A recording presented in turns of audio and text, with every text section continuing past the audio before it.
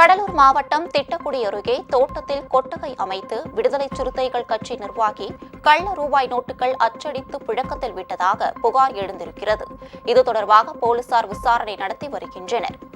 திட்டக்குடி அருகே உள்ள அதர் என்ற கிராமத்தை சேர்ந்தவர் செல்வம். விடுதலை சிறுத்தைகள் கட்சியின் கடலூர் மேற்கு மாவட்ட பொருளாளராக பதவி வகிக்கும் இவர் அவரது விவசாய நிலத்தில் கொட்டகை அமைத்து அதில் இயந்திரங்களை வைத்து கள்ள ரூபாய் நோட்டுகளை அச்சடித்து அந்த நோட்டுகளை புழக்கத்தில் விட்டதாக தெரிகிறது. போலீசாருக்கு கிடைத்த ரகசிய தகவலின் பேரில் தோட்டத்தில் திடீர் ஆய்வு நடத்தினர். அப்போது 85,000 ரூபாய் மதிப்பிலான போலி 500 ரூபாய் நோட்டுகள், அவற்றை அச்சடிக்க பயன்படுத்திய இயந்திரங்கள், துப்பாக்கி மற்றும் தோட்டாக்கள் கண்டெடுக்கப்பட்டது. அவற்றை போலீசார் பறிமுதல் செய்திருக்கின்றனர்.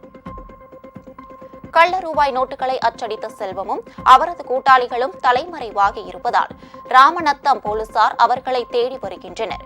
இதனிடையே செல்வத்தை கட்சியில் இருந்து நீக்கி கடலூர் மாவட்ட விடுதலை சிறுத்தைகள் கட்சியின் செயலாளர் திராவிட மணி நடவடிக்கை எடுத்துள்ளார்.